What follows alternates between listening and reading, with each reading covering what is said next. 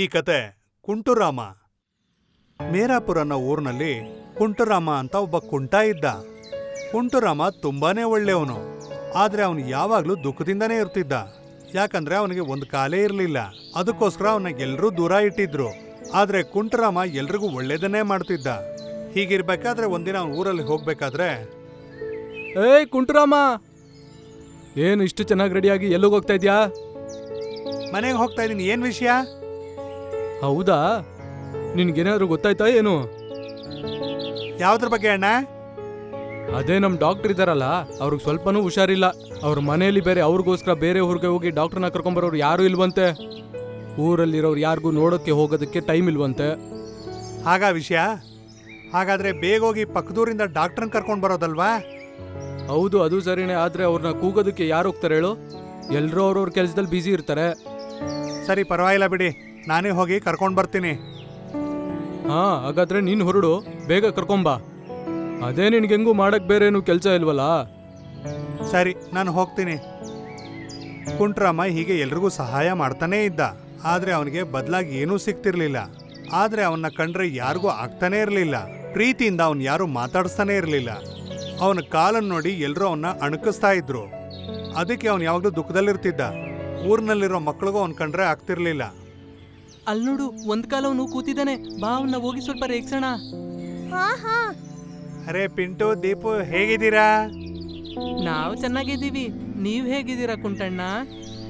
ನಾನ್ ಚೆನ್ನಾಗೇ ಇದ್ದೀನಪ್ಪ. ಒಬ್ರೇ ಕುತ್ಕೊಂಡು ಏನೋ ಯೋಚನೆ ಮಾಡ್ತಿದ್ದೀರಾ? ಅಯ್ಯೋ, ಆ ಥರದ್ದೇನಿಲ್ಲ. ನಾನೇನು ಯೋಚನೆ ಮಾಡ್ತೀನಿ. ಸರಿ ಕುಂಟ್ರಾಮಣ್ಣ, ನಾನ್ ನಿಮ್ಮ ಹತ್ರ ಒಂದ್ ವಿಷಯ ಕೇಳ್ಬೇಕು ಅನ್ಕೊಂಡಿದ್ದೆ. ಕೇಳಪ್ಪ. ಅದಕ್ಕೆ ಉತ್ತರ ಕೊಡ್ತೀರಾ? ಸರಿ, ಹಾಗಾದ್ರೆ ನಮ್ ಕೈಲಿ ಮಾಡೋ ಒಂದ್ ಕೆಲ್ಸನ ನಿಮ್ ಕೈಲಿ ಮಾಡಕ್ ಆಗೋದಿಲ್ಲ. ನೀವು ಮಾಡೋವಂಥ ಕೆಲಸನ ನಾನ್ ಮಾಡಕ್ಕಾಗಲ್ವಾ? ಏನದು? ನನಗೆ ಗೊತ್ತಾಗ್ಲಿಲ್ಲಪ್ಪ. ನಿಮ್ಗೆ ಇದೂ ಗೊತ್ತಾಗ್ಲಿಲ್ವಾ? ಓಡೋದು. ನಮ್ ಕೈಲದನ್ನ ಮಾಡಕ್ಕಾಗತ್ತೆ, ನಿಮ್ ಕೈಲದನ್ನ ಮಾಡಕ್ಕಾಗಲ್ವೇ? ಪಾಪ ಕುಂಟನಿಗೆ ಓಡಕ್ಕೆ ಆಗಲ್ಲ. ನಡಿ, ನಾವು ಹೋಗೋಣ. ಓಡಕ್ಕೆ ಪ್ರಯತ್ನ ಮಾಡಿ ಅಣ್ಣ.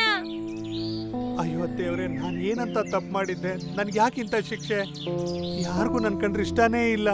ಎಲ್ರೂ ನನ್ನ ಅಣಕಿಸ್ತಾನೆ ಇರ್ತಾರೆ. ನನ್ನ ಜೀವನ ಪೂರ್ತಿ ಹೀಗೇ ಇರ್ಬೇಕೋ ಏನೋ.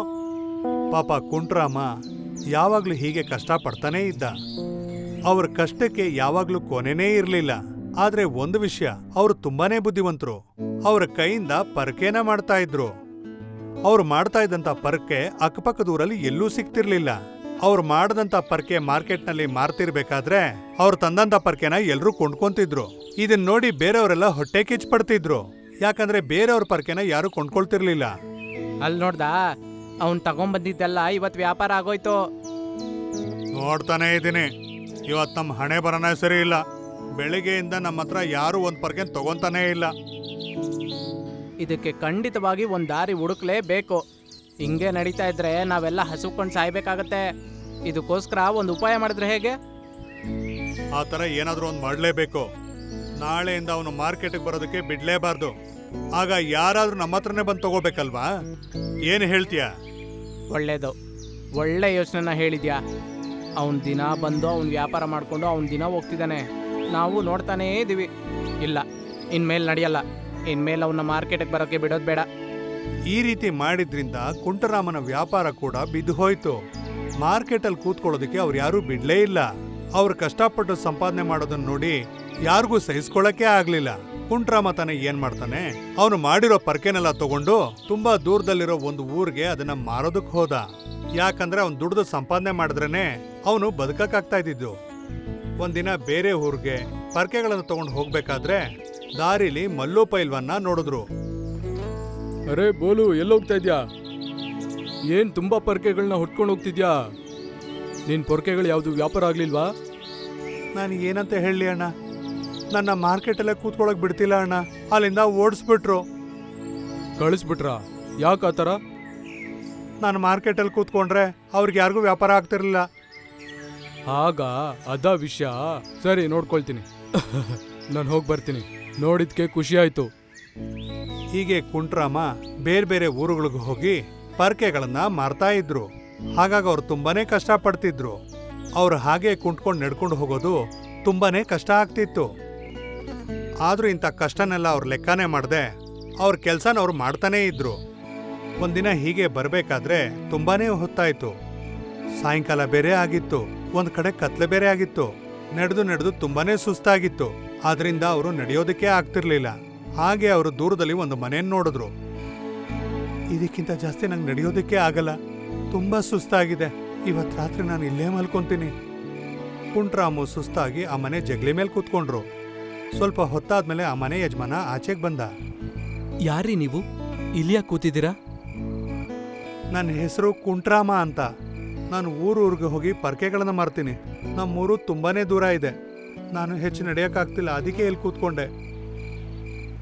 ಸರಿ, ಆದ್ರೆ ಹೊರಗಡೆ ಕುತ್ಕೋಬೇಡಿ, ಒಳಗಡೆ ಬನ್ನಿ. ನಾನು ಈ ಊರಿಗೆ ಸೇರಿದವನು. ಇವತ್ ರಾತ್ರಿ ನೀನಿಲ್ಲೇ ಮಲಗ್ಬೋದು. ಅವರು ಕುಂಟ್ರಾಮ ಅಲ್ಲಿರೋದಕ್ಕೆ ಎಲ್ಲ ವ್ಯವಸ್ಥೆ ಮಾಡಿದ್ರು.